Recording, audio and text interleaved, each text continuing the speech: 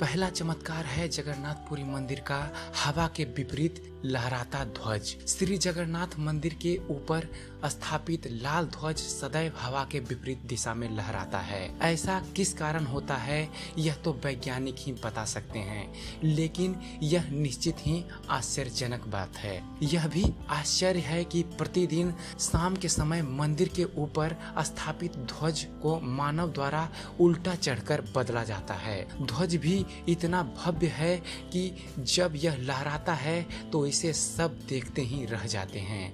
ध्वज पर शिव का चंद्र बना हुआ है। इस मंदिर का दूसरा चमत्कार है गुंबद की छाया नहीं बनती।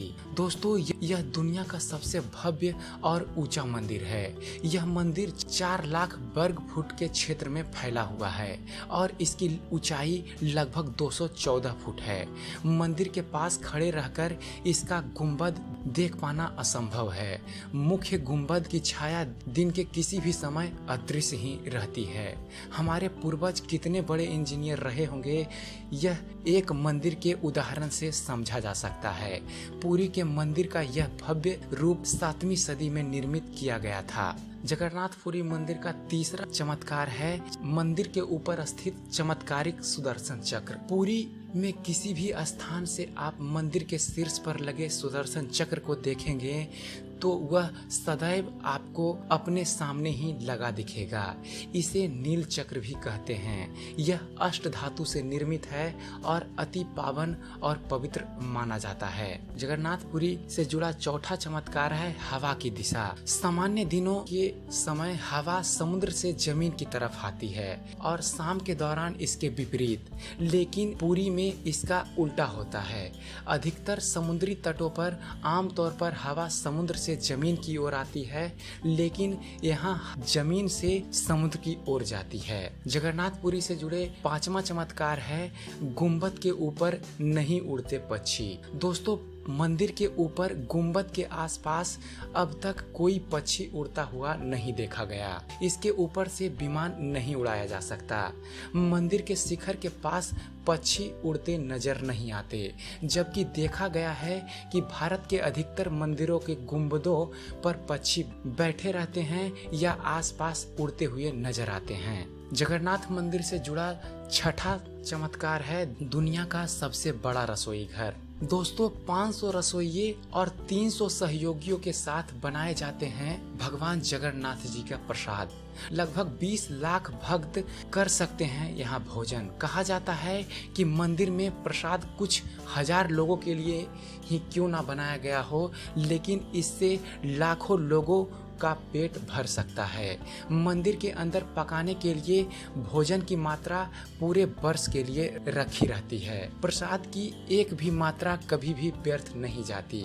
इसके साथ एक चमत्कार और है कि मंदिर की रसोई में प्रसाद पकाने के लिए 7 बर्तन एक दूसरे के ऊपर रखे जाते हैं और सब कुछ लकड़ी पर ही पकाया जाता है। इस प्रक्रिया में शीर्ष बर्तन में सामग्री पहले पकती है, फिर क्रमशः नीचे की तरफ के बाद एक पकती जाती है, अर्थात सबसे ऊपर रखे बर्तन का खाना सबसे पहले पक जाता है। जगन्नाथपुरी से जुड़ा 7वां चमत्कार है समुद्र की ध्वनि। मंदिर के सिंह द्वार में पहला कदम प्रवेश करने पर ही, यानी कि मंदिर के अंदर से आप सागर यानी कि समुद्र द्वारा निर्मित किसी भी ध्वनि को नहीं सुन सकते। आप मंदिर के बाहर से एक ही कदम को पार करेंगे तब आप इसे सुन सकते हैं। इसे शाम को स्पष्ट रूप से अनुभव किया जा सकता है। इसी तरह मंदिर के बाहर स्वर्ग द्वार है जहां पर मोक्ष प्राप्ति के लिए सब जलाए जाते हैं, लेकिन जब आप मंदिर से बाहर निकलेंगे तभी आपको लाशों की जलने की गंध महसूस होगी।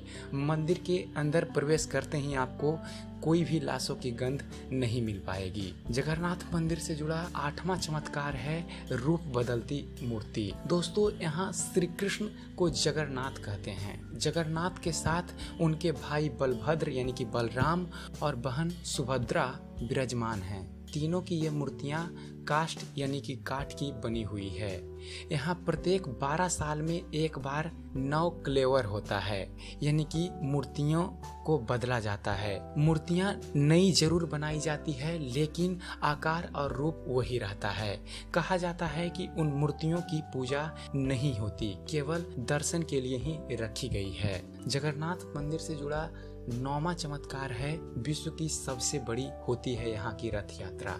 दोस्तों, आषाढ़ माह में भगवान रथ पर सवार होकर अपनी मौसी रानी गुंडीचा के घर जाते हैं। यह रथ यात्रा 5 किलोमीटर में फैले पुरुषोत्तम क्षेत्र में ही होती है।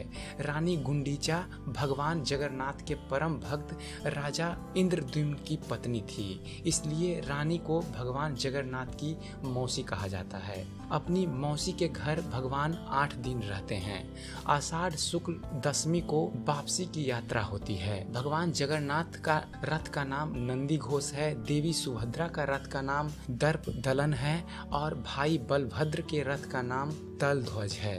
पुरी के गजपति महाराज सोने की झाड़ू बुहारते हैं, जिसे छेड़ा पैररन कहते हैं। और जगन्नाथ मंदिर से जुड़ा 10वां चमत्कार है, हनुमान जी करते हैं जगन्नाथ की समुद्र से रक्षा। दोस्तों, माना जाता है कि 3 बार समुद्र ने जगन्नाथ जी की मंदिर को तोड़ दिया था। कहते हैं कि महाप्रभु जगन्नाथ ने वीर मारुति यानी कि हनुमान जी को यहाँ समुद्र को नियंत्रित करने हेतु नियुक्त किया था, परंतु जब तब हनुमान भी जगन्नाथ, बलभद्र और सुभद्रा के दर्शन का लोभ लिए नहीं रह पाते थे और उनके दर्शन को चले जाते थे। वे प्रभु के दर्शन के लिए नगर में प्रवेश कर जाते थे। ऐसे में समुद्र भी उनके पीछे नगर में प्रवेश कर जाता था। केसरी नंदन हनुमान जी की इस आदत से परेशान होकर जगन्नाथ महाप्रभु ने हनुमान जी को यहाँ स्वर्ण बेड़ी से आबद्ध कर दिया। यहाँ जगन्नाथपुरी में ही सागर तट पर बेदी हनुमान का प्राचीन एवं प्रसिद्ध मंदिर है। भक्त लोग बेड़ी में जकड़े हनुमान जी के दर्शन करने के लिए भी जाते हैं। तो आशा करता हूँ